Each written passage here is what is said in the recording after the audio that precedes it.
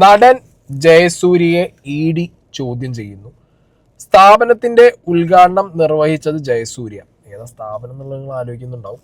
Save box bidding app, അതാണ് സ്ഥാപനം. സാമ്പത്തിക ഇടപാടുകളുണ്ടോ എന്ന് അന്വേഷണം. ഇതിൽ ജയസൂര്യ മാത്രമല്ല, ജയസൂര്യൻ്റെ വൈഫിനും ഒപ്പം ചോദ്യം ചെയ്യിക്കാൻ ഇ.ഡി. വിളിച്ചിട്ടുണ്ട്. ആക്ച്വലി ഈ ഒരു കേസിൽ രണ്ടാമത്തെ വട്ടമാണ് ജയസൂര്യയെ ഇ.ഡി. ചോദ്യം ചെയ്യാൻ വേണ്ടി വിളിക്കുന്നത്. ഈ സേവ് ബോക്സ് സ്കാം നടക്കുന്നത് ഒരു 2-3 വർഷം മുമ്പാണ്. ഓക്കെ, സ്വാതി റഹീം എന്ന് പറഞ്ഞൊരു തൃശ്ശൂറുകാരനാണ് ഈ സ്കാമിൻ്റെ ഹെഡ്. ഇത് സേവ് ബോക്സ് എന്ന് പറഞ്ഞൊരു ബിഡ്ഡിംഗ് ആപ്പ് ഉണ്ടാക്കി മലയാളത്തിലെ ഒട്ടുമിക്ക യങ് ആക്ടേഴ്സിനെ മൊത്തം ഇവർ പ്രൊമോഷൻ്റെ ഭാഗമായിട്ട് അതിലേക്ക് വലിച്ചിട്ട് അതിൽ തന്നെ ജയസൂര്യയെ ഇത് ഇനാഗ്രേറ്റ് ചെയ്യാനും ലോഞ്ച് ചെയ്യാനും കൊണ്ടുവന്നൊരു ബ്രാൻഡ് അംബാസിഡർ പോലത്തെ ഒരു ഐറ്റമായിട്ട് പ്രസൻറ്റ് ചെയ്ത് പിന്നെ അവർ തമ്മിലുള്ള എന്തെങ്കിലുമൊക്കെ പൈസ ഇടപാടുകൾ നടന്നിട്ടുണ്ടാവുമോ എന്നുള്ള ഒരു ഡൗട്ടിലായിരിക്കണം ഇ.ഡി. ഇപ്പോൾ വിളിച്ച് ഫിനാൻഷ്യൽ കാര്യങ്ങളൊക്കെ ചെക്ക് ചെയ്തിട്ടുണ്ടാവുക. അതിൽ തന്നെ ഇവർ കേരള ബ്ലാസ്റ്റേഴ്സിൻ്റെ ഏതൊരു കൊല്ലത്തെ അസോസിയേറ്റ് സ്പോൺസേഴ്സ് ആയിട്ട് ഉണ്ടായിരുന്നു. പിന്നെ അതുപോലെ ഒരുപാട് സെലിബ്രിറ്റീസ്, ഞാൻ അവിടെ ഫോട്ടോ വയ്ക്കാം. ഈ ഒരു കോൺസെപ്റ്റ്, സേവ് ബോക്സ് പറഞ്ഞ കോൺസെപ്റ്റ് കൊടുത്ത നാട്ടുകാർ ഇത്രയും പറ്റിച്ച് നക്കി മുക്കിപ്പോയത് ഈ സ്വാദിഖ് റഹീം എന്ന് പറഞ്ഞിട്ടുള്ള ഈ വ്യക്തിയാണ്. ഓക്കെ, അപ്പോൾ അവൻ്റെ ഫോട്ടോ ആണ് ഞാനിവിടെ കൊടുത്തിട്ടുള്ളത്. പിന്നെ ഈ പറഞ്ഞ പോലെ എല്ലാവരുടെ കൂടെയുള്ള ഫോട്ടോസും ഉണ്ട് വേണ്ടത്. ഡീറ്റെയിൽ ആയിട്ട് നമുക്ക് നോക്കാം. ഈ സേവ് ബോക്സ് എന്ന് പറഞ്ഞതൊരു ബിഡ്ഡിംഗ് ആപ്പായിട്ട് കൊണ്ടുവരുമ്പോൾ തന്നെ ഒരു 3-4 കൊല്ലം മുമ്പൊക്കെ ബിഡ്ഡിംഗ് ആപ്പുകൾക്ക് അങ്ങനെ റെസ്ട്രിക്ഷൻ ഉള്ളതായിട്ടോ അല്ലെങ്കിൽ ഇപ്പോൾ സോഷ്യൽ മീഡിയയിൽ അത്ര ആക്റ്റീവായിട്ട് ഇതിനെക്കുറിച്ച് ആരും സംസാരിക്കുന്നവരായിട്ടുള്ള ആളുകൾ ഇല്ലാത്തത് കൊണ്ടും ആയിരിക്കണം സിനിമ സെലിബ്രിറ്റീസിനൊക്കെ കൊള്ളാലോ പരിപാടി, കുറച്ച് കാശ് കിട്ടിക്കഴിഞ്ഞാൽ പോയി എന്തും പ്രൊമോട്ട് ചെയ്ത് കൊടുക്കാം, ബ്രാൻഡ് അംബാസിഡർ ആവാം എന്ന് പറഞ്ഞ് പോയതാണ്. ഇപ്പോൾ അത് ഇൻഫ്ലുവൻസേഴ്സ് ചെയ്യുന്നു. അന്നത് സിനിമാക്കാരായിരുന്നു ചെയ്തുകൊണ്ടിരുന്നത്. എസ്പെഷ്യലി കൊറോണ ടൈമിലായിരുന്നു ഈ ഒരു സാധനം ഭയങ്കര ആക്റ്റീവായതും പൊട്ടിയതും. ആദ്യം നമുക്ക് ന്യൂസ് ഒന്ന് നോക്കാം.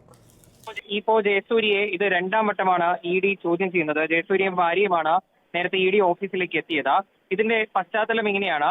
ഈ മാസം 25 ലക്ഷം രൂപ വരെ വാഗ്ദാനം ചെയ്ത സേവ് ബോക്സ് എന്ന പേരിൽ ഒരു ഓൺലൈൻ ആപ്പ്, അതൊരു ലേലം നടത്തുന്ന സ്ഥാപനമാണ്. അതിനൊരു ആപ്പുമുണ്ട്. ഈ ആപ്പ് രൂപീകരിച്ചിട്ടാണ് തൃശൂർ സ്വദേശിയായ ഒരു സ്വാതിഖ് റഹീം നേരത്തെ ഒരു തട്ടിപ്പ് നടത്തിയത്. അതിൽ സ്വാതിഖിനെതിരെ പോലീസ് കേസ് അടക്കമുണ്ട്. ഈ സംഭവം എന്ന് വെച്ചാൽ ഈ മൊബൈൽ ഫോണ് തുടങ്ങിയ ഇലക്ട്രോണിക് ഉപകരണങ്ങൾ കുറഞ്ഞ വിലയ്ക്ക് ലേലത്തിൽ ഓൺലൈനിലൂടെ വ്യാപാരം നടത്തുന്ന വാഗ്ദാനമായിരുന്നു. അങ്ങനെ വാഗ്ദാനം നടത്തിയുള്ള ഒരു തട്ടിപ്പായിരുന്നു. ഈ ആപ്പിന്റെ ബ്രാൻഡ് അംബാസിഡർ ആയിട്ട് ജയസൂര്യ ഉണ്ടായിരുന്നു എന്നതാണ് ഇപ്പോൾ ജയസൂര്യ ചോദ്യം ചെയ്യാൻ കാരണം. ഈ ആപ്പിനെതിരെ വലിയ രീതിയിൽ പണം തട്ടിപ്പുമായി ബന്ധപ്പെട്ട് പോലീസ് കേസെടുത്തിട്ടുണ്ട്.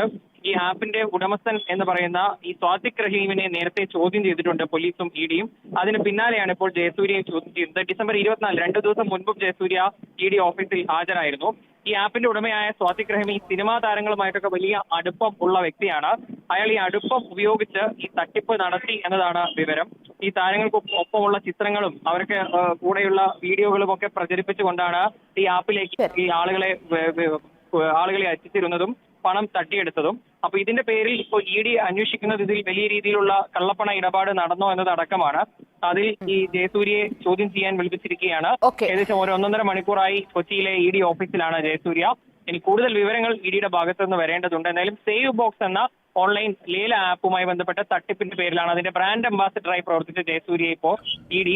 ജയസൂര്യയുടെ വൈഫ് എന്താ ഇൻവോൾവ്മെന്റ് എന്ന് വെച്ചാൽ ജയസൂര്യയുടെ ഫിനാൻഷ്യൽ കാര്യങ്ങൾ മാനേജ് ചെയ്തിരുന്നത്, അക്കൗണ്ടും അടക്കം ബാങ്ക് ട്രാൻസാക്ഷൻസ് മെയിൻറ്റെയിൻ ചെയ്തിരുന്നത് ജയസൂര്യയുടെ വൈഫ് ആയതുകൊണ്ടാണ് അവരെയും കൂടി വിളിപ്പിച്ചിട്ടുള്ളത്.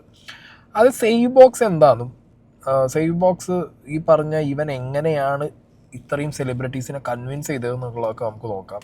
അതിന് ഞാൻ മഞ്ജുവാരുടെ ഒരു വീഡിയോ ഇവിടെ വിളിക്കാം. നമസ്കാരം. കേരളത്തിൻ്റെ സ്വന്തം ഓൺലൈൻ ഷോപ്പിംഗ് വെബ്സൈറ്റായ savebox.in ഈ വരുന്ന ജൂൺ 22 ലോഞ്ച് ചെയ്യപ്പെടുകയാണ്. savebox.in എൻ്റെ എല്ലാവിധ ആശംസകളും നേരുന്നു.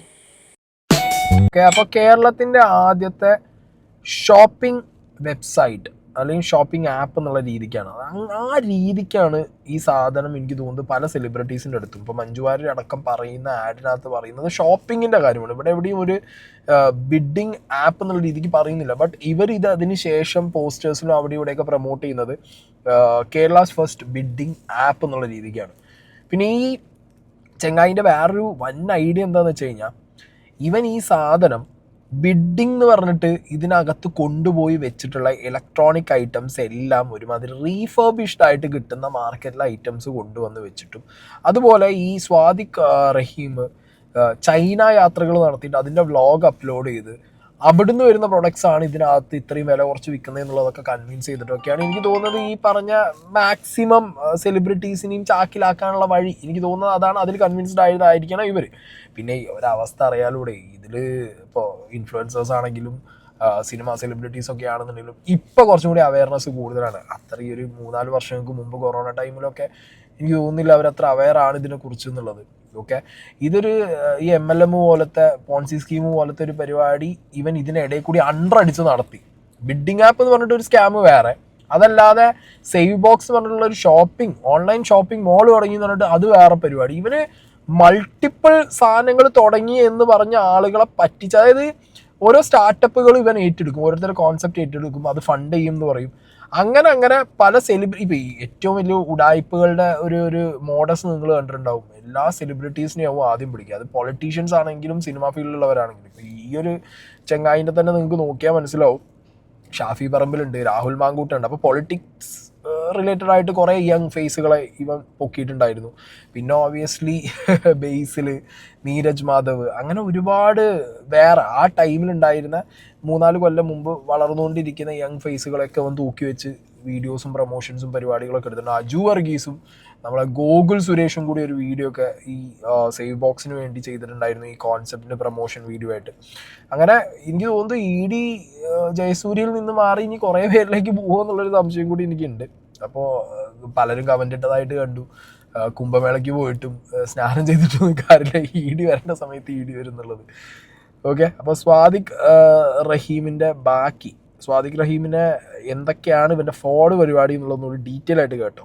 ഓൺലൈൻ ലേല ആപ്പായ സേവ് ബോക്സിന്റെ ഫ്രാഞ്ചൈസി വാഗ്ദാനം ചെയ്ത് ലക്ഷങ്ങൾ തട്ടിയെന്നായിരുന്നു പരാതി.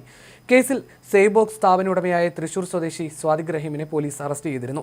ഇയാളായിരുന്നു ഈ തട്ടിപ്പിന്റെ സൂത്രധാരൻ. ഈ കേസിലാണ് ഇപ്പോൾ EDയും അന്വേഷണം നടത്തുന്നത്. ജന്മനാ തട്ടിപ്പുകാരനാണ് സ്വാദിഖ് റഹീം എന്നാണ് നിക്ഷേപകർ പറയുന്നത്. വില കുറഞ്ഞ ഇലക്ട്രോണിക് ഉൽപ്പന്നങ്ങൾ ബിഡിംഗ് ആപ്പ് വഴി വിൽക്കുന്ന പരിപാടിയാണ് ഇയാൾ ആദ്യം തുടങ്ങിയത്. കോവിഡ് കാലത്ത് ഇത് 8 നിലയിൽ പൊട്ടി. കേരളത്തിലെ ആദ്യത്തെ ബിഡിംഗ് ആപ്പ് എന്ന് വീമ്പടിച്ചായിരുന്നു തുടക്കം. പരസ്യത്തിനായി വൻ തുകകൾ മുടക്കി. നടൻ ജയസൂര്യയായിരുന്നു പ്രധാന ബ്രാൻഡ് അംബാസിഡർ. ജയസൂര്യയ്ക്ക് സ്വാദിഖ് 2 കോടി കൊടുക്കാനുണ്ടെന്നും പറയുന്നു. മഞ്ജു വാര്യർ, ബോബി ചെമ്മണ്ണൂർ തുടങ്ങിയ സെലിബ്രിറ്റികളെ മറയാക്കിയും ഇയാൾ ആളെ പിടിച്ചു. സ്വാദിഖ് റഹീം നിരവധി കമ്പനികൾ തുടങ്ങിയിരുന്നു. Bidwala app, save box concepts, save box entertainments, thrifty incubation, fundamental trading limited, save box express limited എന്നിങ്ങനെ നിരവധി കമ്പനികൾ ഇയാൾ രൂപീകരിച്ചു. തൃശൂർ വിയൂർ സ്വദേശിയായ സ്വാദിഖ് റഹീമിനെതിരെ നിരവധി പരാതികൾ ഉയർന്നിരുന്നു. തട്ടിപ്പിനിരയായ ചാവക്കാട് സ്വദേശി മുനീർ കെയുടെ ദുരനുഭവങ്ങൾ നേരത്തെ മറുനാടനിലൂടെ പങ്കുവച്ചിരുന്നു. പല പുതിയ മേഖലകളിലും സ്റ്റാർട്ടപ്പുകൾ വരുന്നുവെന്ന് പറഞ്ഞായിരുന്നു നിക്ഷേപ സമാഹരണം. Save box express, crypto, robotical trading, startup mentorship, corporate mentorship, legalisation, arbitration, അങ്ങനെ ആളുകളെ വിഭ്രമിപ്പിക്കുന്ന രീതിയിലുള്ള പ്രൊഫൈലായിരുന്നു ഇയാളുടേത്. 1 ലക്ഷം മുതൽ 1 കോടി വരെ നഷ്ടപ്പെട്ടവരുണ്ട്. പലരും പരാതിയുമായി മുന്നോട്ട് വരാൻ തന്നെ മടിച്ചിരുന്നു. കാരണം കേസ് കൊടുത്താൽ കാശ് തിരിച്ചു കിട്ടുമോ എന്നതായിരുന്നു പലർക്കും ഭയം. ആർക്കെങ്കിലും പണം തിരിച്ചു കിട്ടിയിട്ടുണ്ടെങ്കിൽ അത് പുതിയ ഇരകളെ പറ്റിച്ചുകൊണ്ടായിരുന്നു. തട്ടിപ്പ് പുറത്തു വന്നതോടെ ഇയാൾ മുങ്ങുകയായിരുന്നു. നേരത്തെ ദുബായിൽ ഇയാൾ തട്ടിപ്പ് നടത്തിയതായും ആരോപണം ഉയർന്നിരുന്നു. ബിഡിംഗ് ആപ്പിന്റെ മറവിൽ കിട്ടിയ പണം സ്വാദിഖ് എന്തിനു ഉപയോഗിച്ചു എന്ന കാര്യവും ദുരൂഹമാണ്. ലേലം വിളിച്ച് ഇലക്ട്രോണിക് സാധനങ്ങൾ നേടിയെടുക്കുന്ന പരിപാടിക്കാണ് സേവ് ബോക്സ് ബിഡിംഗ് ആപ്പ് ഉപയോഗിച്ചിരുന്നത്. ഉദാഹരണത്തിന് 40,000 വിലയുള്ള ഒരു ലാപ്ടോപ്പ് 1 രൂപയ്ക്ക് നിങ്ങൾക്ക് ലേലം വിളിച്ചു തുടങ്ങാം. കൂടുതൽ ആളുകൾ വന്നാൽ വീണ്ടും ലേലം വിളിക്കും. കൂടുതൽ ബിഡുകൾ ഉണ്ടോ എന്ന് 2 മിനിറ്റോളം ആപ്പിന്റെ സംവിധാനം കാത്തിരിക്കും. പിന്നീട് എത്ര തുകയ്ക്കാണോ ഒടുവിൽ ലേലം വിളിച്ചത് ആ തുകയ്ക്ക് ലാപ്ടോപ്പ് കിട്ടും. ഇതായിരുന്നു തട്ടിപ്പിന്റെ പ്രാഥമിക രൂപം. തുടർ വിദ്യാഭ്യാസത്തിന് വായ്പ എടുത്തവർ പോലും സ്വാദിഖിന്റെ വലയിൽ വീണിട്ടുണ്ട്. സ്ത്രീകളെയും യുവാക്കളെയുമായിരുന്നു ഇയാൾ കൂടുതലും വീഴ്ത്തിയത്. തൃശൂർ ആസ്ഥാനമായിട്ടായിരുന്നു ഇയാളുടെ തട്ടിപ്പ്. തൃശൂർ തന്നെ 6 കോടിയോളം രൂപയുടെ തട്ടിപ്പ് നടന്നു. മറ്റു ജില്ലകളിലും വേറെ. സേവ് ബോക്സ് ആപ്പിന്റെ ലൈസൻസ് കിട്ടാൻ താൻ നേരിട്ട് കേന്ദ്ര സർക്കാരിനെ സമീപിച്ചുവെന്നായിരുന്നു ഇയാളുടെ അവകാശവാദങ്ങൾ. ഏറ്റവും മികച്ച സംരംഭകനുള്ള പുരസ്കാരം, കാരവൻ ടൂറിസത്തിന്റെ പ്രൊമോട്ടർ എന്നിങ്ങനെ self promotion. Save box express എന്ന പേരിൽ ആമസോണൊക്കെ പോലെയുള്ള ഡെലിവറി സിസ്റ്റം 25,000 രൂപ നിക്ഷേപിച്ചാൽ മാസം 5 ലക്ഷം രൂപ സമ്പാദിക്കാം. കേരളത്തിലുടനീളം സേവ് ബോക്സ് സ്റ്റോർ തുടങ്ങാമെന്ന് പറഞ്ഞ് പലരിൽ നിന്ന് ലക്ഷങ്ങൾ.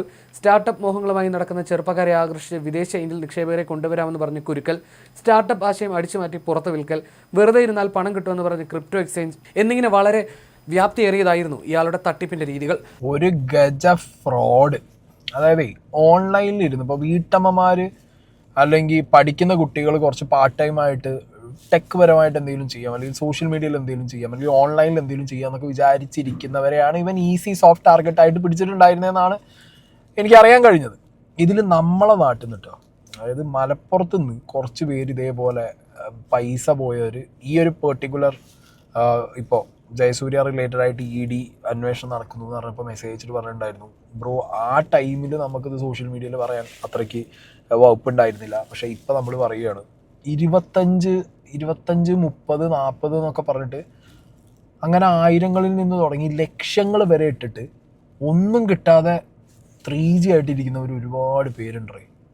1-2 കോടി രൂപയുടെ അല്ല 100 കോടി രൂപയുടെ മുകളിൽ സ്കാം ഡെഫിനറ്റ്ലി ഇവൻ അടിച്ചിട്ടുണ്ട്. ഓക്കെ, അതും ഒരൊറ്റ കാര്യം പറഞ്ഞിട്ടല്ല, ഇവൻ ഒരു കോൺസെപ്റ്റ് വെച്ചു. ഇപ്പോൾ അൻവിൻ്റെ വീഡിയോ ചെയ്തപ്പോൾ ഞാൻ പറഞ്ഞിട്ടുണ്ടായിരുന്നു, Anvin is A concept seller. ഇവനും ഒരു കോൺസെപ്റ്റ് സെല്ലർ എന്നുള്ള രീതിയിൽ നിന്ന് മാറി ഇവൻ എവിടുന്നോ ഒരു ഫണ്ടർ ജസ്റ്റ് ഇനീഷ്യൽ തുടങ്ങാൻ കിട്ടി, ഇവൻ തുടങ്ങി, പിന്നെ അതിൻ്റെ മുകളിൽ ബിൽഡ് ചെയ്ത് ഒന്നിൻ്റെ മുകളിൽ കണക്ട് ചെയ്ത് പോയി. സേഫ് ബോക്സ് എന്ന് പറഞ്ഞൊരു സാധനം ആദ്യം ഓൺലൈൻ ഗാഡ്ജറ്റ്സ് അല്ലെങ്കിൽ ഇലക്ട്രോണിക് ഷോപ്പിംഗ് എന്ന് പറഞ്ഞു, പിന്നെ അത് ബിഡിങ് ആക്കി, പിന്നെ അത് അവർക്ക് തന്നെ ഡെലിവറി പാർട്ട്ണർ ഉണ്ട് എന്ന് പറഞ്ഞിട്ട് അവർ അങ്ങനെയാക്കി, പിന്നെ ഇത് ഇവർക്ക് ഫ്രാഞ്ചൈസി വിൽക്കാന്ന് പറഞ്ഞിട്ട് നിങ്ങൾക്ക് തന്നെ ഒരു ഫ്രാഞ്ചൈസി തുടങ്ങാം നിങ്ങളുടെ നാട്ടിൽ എന്ന് പറഞ്ഞിട്ട് ആ രീതിക്ക് മാറി. മനസ്സിലായോ? അപ്പോൾ ഒരു കോൺസെപ്റ്റ് കൊണ്ടുവരുന്നു, എവിടുന്നെങ്കിലും ഏതെങ്കിലും ഒരു ചെറിയ പൈസയ്ക്ക് ഒരു ഹാഷ് ബൂഷ് കാണിക്കാനും, അല്ലെങ്കിൽ ഏതെങ്കിലും ഒരു സെലിബ്രിറ്റീനെ ആദ്യം കിട്ടിക്കഴിഞ്ഞാൽ അവരെ കൺവിൻസ് ചെയ്തിട്ട് ഇതിൻ്റെ ഫേസ് ആക്കി വെക്കാനും കിട്ടിക്കഴിഞ്ഞാൽ ബാക്കിയുള്ളവരെ വലയിട്ട് പിടിക്കാൻ നല്ല സ്കില്ലുള്ള ഒരുത്തൻ. അതായിരുന്നു ഈ വ്യക്തി. ഓക്കെ, അപ്പം അയാളുടെ ഏത് തരം ഉടായ്പിലാണ് ഈ പറഞ്ഞ ജയസൂര്യ പോയി പെട്ടതെന്ന് അറിയില്ല. കാരണം എനിക്ക് ഇത് അതിഥി രവിയോ ഒരു ആക്ട്രസ് ഉണ്ടല്ലോ, അവരൊക്കെ ഇതിനു മുമ്പ് ED ഈ വിഷയത്തിൽ തന്നെ ചോദ്യം ചെയ്തു എന്നുള്ളതാണ് എൻ്റെ അറിവ്. ഇതിൽ ഈ സേഫ് ബോക്സിന്റെ ലോഞ്ചിൽ വന്നിട്ട് ജയസൂര്യ പറയുന്ന കുറച്ച് കാര്യങ്ങളുണ്ട്. ഈ കഴിഞ്ഞ ദിവസം ഞാൻ സ്വാതി എന്ന് പറയുന്ന ചെറുപ്പക്കാരനെ പരിചയപ്പെട്ടപ്പോ എന്താ പറയുക, ഇങ്ങനെ സേഫ് ബോക്സിനെ കുറിച്ച് പറഞ്ഞപ്പോ ലണ്ടനിൽ അല്ലെങ്കിൽ അമേരിക്കയിലുള്ളവരൊക്കെ ചിന്തിച്ച ആ തലത്തിലേക്ക് നമ്മുടെ കേരളത്തിലുള്ള ഒരു ചെറുപ്പക്കാരൻ ചിന്തിച്ചു. ജോയി താക്കൂർക്കാരനെ പോലത്തെ വേറൊരു ബ്രാൻഡിനെ എനിക്ക് കാണാൻ പറ്റിയപ്പോ എനിക്കത് ഭയങ്കര സന്തോഷം തോന്നി. ഈ ഒരു നല്ല നിമിഷത്തിൽ പങ്കുചേരാൻ സാധിച്ചു. ചരിത്രത്തിന്റെ ഭാഗമാകുക എന്ന് പറഞ്ഞ വലിയൊരു ഭാഗ്യം. ചരിത്രത്തിന്റെ ഭാഗമായി മാറിയിരിക്കുന്നു നമ്മളെല്ലാവരും. ഈ ഒരു നല്ല നിമിഷം ഞാൻ എന്റെ ഹൃദയത്തോട് ചേർത്ത് വെക്കുന്നു. ജയസൂര്യ തൻ്റെ ഒരു അവസ്ഥ ഞാൻ ആലോചിച്ച് നോക്കുന്നത്, ചരിത്രത്തിന്റെ ഭാഗമായാൻ പോയിട്ട് ഇപ്പോൾ EDയുടെ ഭാഗമായിട്ട് നടക്കേണ്ട ഒരു അവസ്ഥയുള്ളൂ എനിക്ക്. ഇതാണ് പല സെലിബ്രിറ്റീസിൻ്റെയും വിഷയം. എന്തെങ്കിലും ഒരു ബ്രാൻഡ് പാർട്ട്ണർഷിപ്പ്, ബ്രാൻഡ് കൊളാബറേഷൻ, ഏതെങ്കിലും ഒരു ബ്രാൻഡ് അതിൻ്റെ ഫേസ് ആവാൻ വേണ്ടിയിട്ട് നമ്മൾ അപ്രോച്ച് ചെയ്യുന്ന സമയത്ത് നമ്മൾ A to Z കാര്യങ്ങൾ പഠിക്കണം.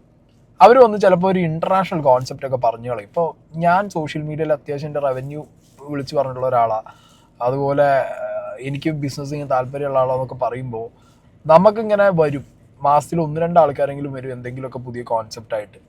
പലരും എങ്ങനെ അറിയോ കോൺസെപ്റ്റ് പറഞ്ഞാൽ, ഇപ്പോൾ ജയസൂര്യ കേട്ടപ്പോൾ പറഞ്ഞില്ലേ ഇവൻ്റെ സേഫ് ബോക്സ് എന്തോ ഒരു ഇൻ്റർനാഷണൽ കോൺസെപ്റ്റായിട്ട് തോന്നി, അമേരിക്കക്കാർ ചിന്തിച്ച സാധനം ഇവിടെ തുടങ്ങി. അമേരിക്കക്കാർ ചിന്തിച്ചാൽ അവർക്കത് തുടങ്ങാനും അത് മുന്നോട്ട് കൊണ്ടുപോകാനും ആളെ പറ്റിക്കാതെ അത് എക്സിക്യൂട്ട് ചെയ്യാനുള്ള സ്കില്ലുണ്ട്. പക്ഷെ ഇവിടെ ഓരോ നാറുകൾ, ഈ സ്വാദിഖ് റഹീമിനെ പോലുള്ളവർ ഇത് ആളെ എങ്ങനെ പറ്റിക്കാന്നുള്ള പരിപാടിയായിട്ടാണല്ലോ ഇവർ ഇത് കൺവേർട്ട് ചെയ്യുന്നത്.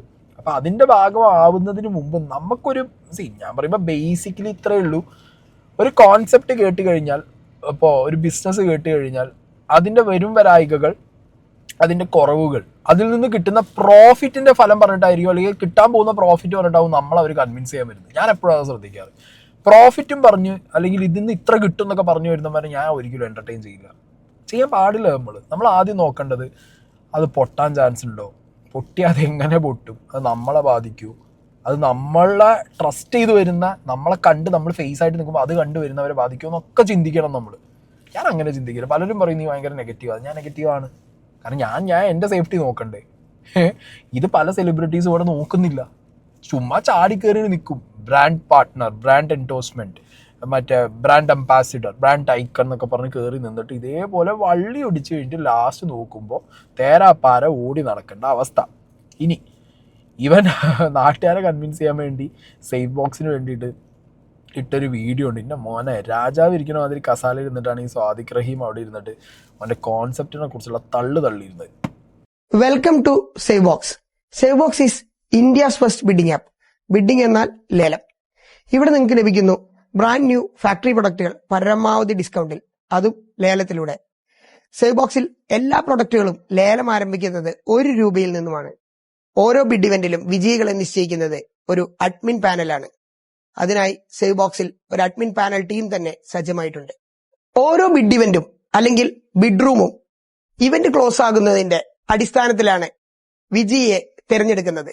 സേവ് ബോക്സ് ബിഡിംഗ് ആപ്പിൽ ബിഡ് ഇവന്റുകളിൽ പങ്കെടുക്കുമ്പോൾ 3 രീതിയിൽ അല്ലെങ്കിൽ 3 ചാൻസ് ആണ് നിങ്ങൾക്ക് വിജയിയാകാനുള്ളത്. Number 1 beating count down, number 2 reaching MRP and number 3 reaching duration. എല്ലാ ബിഡ് പ്രൊഡക്റ്റുകളും ലേലത്തിന് വെക്കുന്നത് 20 മിനിറ്റ് സമയത്തേക്കാണ്. അതിനെ നമ്മൾ ബിഡ് ഇവന്റ് ടൈം എന്ന് പറയുന്നു. അതുപോലെ തന്നെ ഒരാൾ ലേലം വിളിച്ച് അടുത്തൊരാളുടെ ലേലം വിളിക്ക് കാത്തിരിക്കുന്ന സമയം 20 സെക്കൻഡ് ആണ്. ഒരാൾ ലേലം വിളിച്ച് 20 സെക്കൻഡിനുള്ളിൽ വേറെ ആരും ലേലം വിളിച്ചില്ല എങ്കിൽ ആ പ്രൊഡക്റ്റ് ആ ബിഡർക്ക് ലാസ്റ്റ് ബിഡ് ചെയ്ത ആൾക്ക് ലഭിക്കുന്നതായിരിക്കും. റീച്ചിങ് ഡ്യൂറേഷൻ എന്ന കാരണം കൊണ്ടാണ് ബിഡ് ഇവന്റ് അല്ലെങ്കിൽ ബിഡ് റൂം ക്ലോസ് ആവുന്നെങ്കിൽ ആ ബിഡ് ഇവന്റിൽ ആരാണോ ഏറ്റവും കൂടുതൽ ബിഡ് ചെയ്തിട്ടുള്ളത് അല്ലെങ്കിൽ കോയിൻ സ്പെൻഡ് ചെയ്തിട്ടുള്ളത് അയാളായിരിക്കും ആ ബിഡിലെ അല്ലെങ്കിൽ ആ പർട്ടിക്കുലർ ബിഡ് ഇവന്റിലെ വിജയി. ലേലത്തിന് വെച്ചിരിക്കുന്ന പ്രൊഡക്റ്റിന്റെ MRP വരെ ആളുകൾ ലേലം വിളിക്കുകയും MRP റീച്ച് ചെയ്തുകൊണ്ട് ബിഡ് ഇവന്റ് ക്ലോസ് ആവുകയാണെന്നുണ്ടെങ്കിൽ അത്തരം ഇവന്റുകളിൽ ആരാണോ ഏറ്റവും കൂടുതൽ തവണ ബിഡ് ചെയ്തിട്ടുള്ളത് അല്ലെങ്കിൽ ബിഡ് ക്രെഡിറ്റ് സ്പെൻഡ് ചെയ്തിട്ടുള്ളത് അയാളായിരിക്കും ആ ബിഡ് ഇവന്റിലെ വിജയി. Save box bidding app version 2.0യിൽ നോൺ റെഡീമബിൾ ബിഡ് ക്രെഡിറ്റുകളാണ് നിങ്ങൾ ബിഡിങ്ങിനായി ഉപയോഗിക്കുന്നത്. അതുകൊണ്ട് തന്നെ ബിഡിൽ നിങ്ങൾ വിന്നറായാൽ പിന്നീട് സേവ് ബോക്സിലേക്ക് ഒരു പേയ്മെന്റും അടയ്ക്കേണ്ടതില്ല. ബിഡിൽ വിൻ ചെയ്ത പ്രൊഡക്റ്റ് ക്ലൈം ചെയ്യുകയാണെന്നുണ്ടെങ്കിൽ പരമാവധി 10 ദിവസത്തിനുള്ളിൽ സേവ് ബോക്സിന്റെ തന്നെ സ്റ്റാർട്ടപ്പായ ഡെലിവറി പാർട്ണറായ സേവ് ബോക്സ് എക്സ്പ്രസ് നിങ്ങൾക്ക് പ്രൊഡക്റ്റുകൾ നിങ്ങൾ നൽകുന്ന വിലാസത്തിൽ എത്തിക്കുന്നതായിരിക്കും. ഇതാണ് ഇവന്റെ കോൺസെപ്റ്റ് സെല്ലിംഗ്. മനസ്സിലായ? ഇതിനകത്ത് തന്നെ ഇതിൻ്റെ ഉടായ്പുണ്ട്. ഇപ്പോൾ ഇവൻ ഇങ്ങനത്തെ ഒരു ബിഡിങ് ആപ്പ് തുടങ്ങി. നമ്മളുടെ എന്താ പറയുക കയ്യിലുള്ള എമൗണ്ട് ഓക്കെ അത് ബാങ്കിൽ നിന്ന് ഇവൻ്റെ ഒരു കോയിനാക്കി മാറ്റുകയാണ്. ഇവൻ്റെ ആപ്പിൽ ഒരു വിർച്വൽ കോയിനാക്കി മാറ്റുകയാണ്. അപ്പോൾ ഇവനുള്ള ഒരു ബെനിഫിറ്റ് എന്താ വെച്ചെങ്കിൽ ഇപ്പം ഞാനൊരു മൊബൈൽ ഫോണിൻ്റെ ബിഡിങ്ങിൽ പങ്കെടുത്തു. ആ മൊബൈൽ ഫോണിൻ്റെ ബിഡിങ് സ്റ്റാർട്ട് ചെയ്യുന്നത് 500 രൂപയിൽ എന്ന് വിചാരിച്ചോ. അതിൻ്റെ MRP എനിക്കറിയാം ഒരു 1 lakh rupees മൊബൈലാണ്. അപ്പം ഞാൻ അങ്ങനെ മനസ്സിൽ വിചാരിക്കുകയാണ് എൻ്റെ ഡിജിറ്റൽ കറൻസി ആക്കി മാറ്റാം. മനസ്സിലായോ? അപ്പോൾ എൻ്റെ കയ്യിലിരിക്കുന്ന പൈസ ഞാൻ എന്ത് ചെയ്യും, ഇവൻ്റെ ആപ്പിൽ ഒരു 25,000 ഇവൻ്റെ കോയിൻ വാങ്ങും. ഈ കോയിൻ ഞാൻ 25,000 ഫോണിന് ബിഡ് ചെയ്തു എന്ന് വിചാരിച്ചു. ഓക്കെ, ലെറ്റ്സ് ഞാൻ ബിഡ് ചെയ്തു. ആ ബിഡ് ചെയ്ത് എനിക്ക് കിട്ടിയില്ല. ഈ 25,000 ഈ കോയിൻ വേർത്ത് കോയിൻ എൻ്റെ കയ്യിലുണ്ടാവും. പിന്നെ എനിക്കിത് വിഡ്രോ ചെയ്യാൻ പറ്റില്ല. ഞാൻ ഇവൻ്റെ ആപ്പിൽ നിന്ന് എന്തെങ്കിലും വാങ്ങിയേ പറ്റൂ. അപ്പോൾ ഒരു പ്രൊഡക്റ്റിൻ്റെ മുകളിൽ ബിഡ് ചെയ്യാൻ പോണത് എത്ര ആളാവും നിങ്ങളൊന്ന് ആലോചിച്ച് നോക്ക്. ഒരു പ്രൊഡക്റ്റ് ഓക്കെ ലെറ്റ്സ് ഒരു ഐഫോണിന് ബിഡ് ചെയ്യാൻ ഒരു 10 പേര് വന്നു. 10 പേരും ഒരു 50,000 രൂപ വെച്ചിട്ട് ഇവൻ്റെ ഇത് ഡിജിറ്റൽ കോയിൻ വാങ്ങിയാൽ ഒരാൾക്കല്ലേ ഇത് കിട്ടൂ. ബാക്കിയുള്ളവരുടെ കോയിൻ അവിടെ തന്നെ കിടക്കുകയാണ്. അവർക്കത് വേറെ പ്രൊഡക്റ്റിനോ അല്ലെങ്കിൽ ഈ ഐഫോൺ ഇനി അപ്ഡേറ്റ് ആയിട്ട് വരുമ്പോഴോ എടുക്കാൻ പറ്റുള്ളൂ. മനസ്സിലായോ? അപ്പോൾ എത്ര പേരുടെ എമൗണ്ടാണ് ഇവൻ ഒരു ചുമ്മാ ഒരു ഡിജിറ്റൽ കറൻസി എന്നുള്ള പേരിൽ അല്ലെങ്കിൽ കോയിൻ എന്നുള്ള പേരിൽ ഇവൻ്റെ ആപ്പിലൊരു കോയിൻ വെച്ചിട്ട് നമ്മളെ എമൗണ്ട് അവിടെ പോകും. അതിപ്പോൾ ഹോൾഡ് ചെയ്ത് വെക്കുകയാണ് കുറേ കാലം. അപ്പം അങ്ങനെ ഇത് ഇവന് വൻ ട്രോളിങ് നടത്താനും ഫ്രോഡ് പരിപാടി കാണിക്കാനുള്ളൊരു സെറ്റപ്പാന്നുള്ളത് ഒറ്റ വഴിക്ക് കേട്ട് കഴിഞ്ഞാൽ മനസ്സിലാക്കേണ്ടവർക്ക് മനസ്സിലാക്കാം. ഇല്ലെങ്കിൽ ഇപ്പോൾ ഈ പറഞ്ഞ പോലെ പറ്റിപ്പ് പോയി പെട്ട് കഴിഞ്ഞിട്ട് അയ്യോ പൊത്തോന്ന് പറഞ്ഞിട്ട് കാര്യമില്ല. ഇനി ഇവൻ്റെ തട്ടിപ്പുകളിൽ പെട്ട ഒരാൾ അന്നൊരു വീഡിയോ ഇട്ടിട്ടുണ്ടായിരുന്നു. ഇദ്ദേഹം ടാർഗറ്റ് ചെയ്യുന്നത് കൂടുതലും ഒരു ടെക്നോളജി ബേസ്ഡ് ആയിട്ടുള്ള ഒരു തട്ടിപ്പായത് സ്കാം ആയതുകൊണ്ട് ഇദ്ദേഹം തട്ടിപ്പ് ചെയ്യുന്നതിന് കൂടുതൽ ഇരയായിട്ടുള്ളത് സ്ത്രീകളും അതുപോലെ തന്നെ ചെറുപ്പക്കാരായിട്ടുള്ള ആളുകളാണെന്ന് മനസ്സിലാക്കുന്നത്. തൃശ്ശൂർ ആസ്ഥാനമായി പ്രവർത്തിക്കുന്ന ഒരു സ്ഥാപനം എന്ന നിലയിൽ തൃശ്ശൂർ കേന്ദ്രീകരിച്ച് തന്നെ 5-6 കോടി രൂപയുടെ തട്ടിപ്പ് നടന്നിട്ടുണ്ട്. മറ്റ് ജില്ലകളിലും സമാനമായ രീതി എറണാകുളം, മലപ്പുറം, കാലിക്കറ്റ്, ബാംഗ്ലൂർ, ഗോവ എന്നീ ഏരിയകളിലും ഇവരുടെ തട്ടിപ്പ് നടന്നിട്ടുണ്ട് എന്നുള്ളത് നമ്മുടെ ശ്രദ്ധയിൽപ്പെട്ടിട്ടുണ്ട്. പിന്നെ കേരളം പോലുള്ള സംസ്ഥാനങ്ങളിൽ ഇദ്ദേഹത്തിന് ഏറ്റവും നല്ല ഓൺട്രപ്രനർ അവാർഡ് കൊടുത്തതായിട്ട് പ്രഖ്യാപിക്കുന്നു. പിന്നെ കാരവൻ ടൂറിസം പോലുള്ള നമ്മളുടെ ഏറ്റവും ശ്രദ്ധിക്കപ്പെട്ട ഒരു സംഭവമാണ് കാരവൻ ടൂറിസം നമ്മളുടെ കേരളത്തിൻ്റെ. അതിന് ഏറ്റവും പ്രൊമോട്ടറായിട്ടും അതിൻ്റെ ഡെവലപ്മെൻറ്റിനും ഇവരെ നിശ്ചയിച്ചിട്ടുണ്ടെന്ന് പറഞ്ഞിട്ട് ഇവർ ഇൻവെസ്റ്റ്മെൻറ്റ് സ്വീകരിക്കുന്നു. പിന്നെ സേവ് ബോക്സ് എക്സ്പ്രസ് എന്ന് പറഞ്ഞിട്ട് ആമസോണും അതുപോലെ DHL പോലുള്ള ഡെലിവറി സിസ്റ്റം എന്ന് പറഞ്ഞിട്ട് അതിൻ്റെ ഒരു ഫ്രാഞ്ചൈസി തരാമെന്ന് പറഞ്ഞിട്ട് ഓരോരുത്തരിൽ നിന്ന് 10 ലക്ഷം രൂപയായിട്ട് കളക്ട് ചെയ്യുന്നു. പിന്നെ 25,000 രൂപ ഇൻവെസ്റ്റ് ചെയ്ത് കഴിഞ്ഞാൽ മാസം 5 ലക്ഷം രൂപ. നിങ്ങളൊന്ന് ആലോചിച്ച് നോക്കണം. വെറും 25,000 രൂപ കൊടുത്തു കഴിഞ്ഞാൽ മാസം 5 ലക്ഷം രൂപ വരെ നിങ്ങൾക്ക് സമ്പാദിക്കാവുന്ന ചെറുപ്പക്കാരെ ഇതിലേക്ക് ആകർഷിപ്പിക്കുന്നു. പിന്നെ കേരളത്തിലുടനീളം സേവ് ബോക്സ് സ്റ്റോർ എന്ന് തുടങ്ങാമെന്ന് പറഞ്ഞിട്ട് ഇവർ പലരിൽ നിന്നായിട്ട് കാശും മറ്റതും മേടിച്ചെടുക്കുന്നതായിട്ട് ശ്രദ്ധയിൽപ്പെട്ടിട്ടുണ്ട്. പിന്നെ പുതിയ സ്റ്റാർട്ടപ്പ് മോഹങ്ങളുമായിട്ട് നടക്കുന്ന, അത് നല്ലൊരു കോൺസെപ്റ്റ്, ഇന്നോവേറ്റീവായിട്ടുള്ള കോൺസെപ്റ്റുമായിട്ട് നടക്കുന്ന ചെറുപ്പക്കാരെ ഇവർ ആകർഷിച്ചിട്ട് ഇവർ മെൻറ്റർഷിപ്പാണ്, ഏഞ്ചൽ ഇൻവെസ്റ്റേഴ്സ് ഇവർ കൊണ്ടുവരാം, അല്ലെങ്കിൽ പുറത്തുനിന്ന് ഫോറിൻ ഇൻവെസ്റ്റ്മെൻറ്റ് ഇവർ കളക്ട് ചെയ്ത് തരാൻ പറഞ്ഞിട്ട് ഈ സ്റ്റാർട്ടപ്പ് മോഹമായിട്ട് നടക്കുന്ന ചെറുപ്പക്കാരെ ഇവരെ ട്രാപ്പിലാക്കുകയും അവരുടെ ടെക്നോളജി അല്ല ഇന്നോവേറ്റീവ് ഐഡിയാസ് ഇവർ കളക്ട് ചെയ്തുകൊണ്ട് അത് പുറമേക്ക് ഷെയർ ചെയ്തുകൊണ്ട് അതിൽ നിന്ന് എന്തെങ്കിലും ചെറിയ എമൗണ്ട് ഇവർ മറ്റു പലരിൽ നിന്നും മേടിക്കുകയും ഈ യുവാക്കളുടെ അല്ലെങ്കിൽ അവരുടെ ആ സ്റ്റാർട്ടപ്പ് എന്നുള്ള ഒരു കോൺസെപ്റ്റ് തന്നെ പുറത്തേക്ക് ഇവർ വിറ്റിട്ട് കാശുണ്ടാക്കുന്ന രീതികളെല്ലാം കണ്ടുവരുന്നുണ്ട്. അപ്പോൾ പല ഓരോ വ്യക്തികളിൽ നിന്നും ഇവർ കളക്ട് ചെയ്യുന്ന രീതി അല്ലെങ്കിൽ അപ്രോച്ച് ചെയ്യുന്ന രീതി ഡിഫറെൻ്റ് ആണ്. എന്താ പറയുക, ഇവൻ മോൺസൺ മാവുങ്കലിനേക്കാൾ വലിയ ഫ്രോഡാണ്, കൂടിയ ഫ്രോഡാണ്. കാരണം ഇവൻ ആളുകളുടെ കോൺസെപ്റ്റ് വാങ്ങി വിൽക്കാറ് സ്റ്റിൽ ഇപ്പോഴും നമ്മുടെ ചുറ്റുപാടിലും പലരും ചെയ്യുന്ന ഒരു ഉടായ്പ പരിപാടി കേട്ടോ. ആളുകളുടെ കോൺസെപ്റ്റ് അവർ വാങ്ങിയിട്ട് അവർ പുറത്ത് ഫോറിൻ മാർക്കറ്റിൽ ആ കോൺസെപ്റ്റ് വിൽക്കും. എന്നിട്ട് ഈ സ്റ്റാർട്ടപ്പ് തുടങ്ങാൻ ആഗ്രഹിച്ച് നിൽക്കുന്ന പാവങ്ങൾക്ക് ചെറിയൊരു പൈസയും കൊടുത്ത് സെറ്റിലാക്കി വിടും. ഇങ്ങനെ ചെയ്യുന്ന ഫിക്സേഴ്സ് ഒരുപാട് പേര് ഈ ഗെയിമിനകത്തുണ്ട്. ഓക്കെ, അപ്പോൾ സ്വാദിഖ് റഹ്മാൻ അങ്ങനത്തെ ഗെയിമും കളിച്ചിട്ടുണ്ട് എന്നുള്ളതാണ് മനസ്സിലാവുന്നത്. എന്താണെന്നുണ്ടെങ്കിലും കുറച്ചൊരു ടൈമും കൊണ്ട് ഒരുപാട് സെലിബ്രിറ്റീസിനെ കൺവിൻസ് ചെയ്ത് കുപ്പിയിലാക്കി അതിലൂടെ നാട്ടുകാരെ വഞ്ചിച്ച് മൂഞ്ചിച്ച് മുന്നോട്ട് പോകാൻ നല്ല പരിപാടി കാണിക്കാൻ സ്കിൽഡായിട്ടുള്ള ഒരുത്തൻ എന്നുള്ളത് നിങ്ങൾക്ക് മനസ്സിലായല്ലോ. ഈ തട്ടിപ്പിൻ്റെ ഭാഗമായിട്ടാണ് ജയസൂര്യ ഇതിൻ്റെ ബ്രാൻഡ് അംബാസിഡർ ആയി എന്നൊക്കെയാണ് പറയുന്നത്. അറിയില്ല, എന്താണെങ്കിലും ഒരു 2 കോടി രൂപ ഈ ചങ്ങായി ജയസൂര്യക്ക് കൊടുക്കാണ്ട് എന്നുള്ളൊരു ക്ലെയിമും കേൾക്കുന്നുണ്ട് കേട്ടോ. എന്താണെങ്കിലും ജയസൂര്യ ഇതിലൊന്നും റിയാക്ട് ചെയ്യുന്നുള്ളത് നമുക്ക് വലിയ പിടുത്തൊന്നുമില്ല. ജയസൂര്യ മാത്രമല്ല, ഞാൻ പറഞ്ഞല്ലോ ഒരുപാട് പേര് അന്നത്തെ യങ് ആയിട്ടുള്ള ആക്ടേഴ്സ് ആക്ട്രസസ്മാരൊക്കെ ഇതിൻ്റെ ഭാഗമായിട്ടുണ്ട്, പൊളിറ്റീഷ്യൻസ് ഉണ്ട്. അപ്പോൾ എന്താണെങ്കിലും ഉടായ്പ് കാണിച്ച് അകത്തായിട്ടുണ്ട്. പക്ഷേ ഇനിയിപ്പോൾ അതിൻ്റെ പേരും പറഞ്ഞ് ഇവരെല്ലാവരും ഈ വള്ളി പിടിച്ച് നടക്കണം. ED വന്നു കഴിഞ്ഞാൽ പിന്നെ അതാണ്, മനസ്സിലായോ?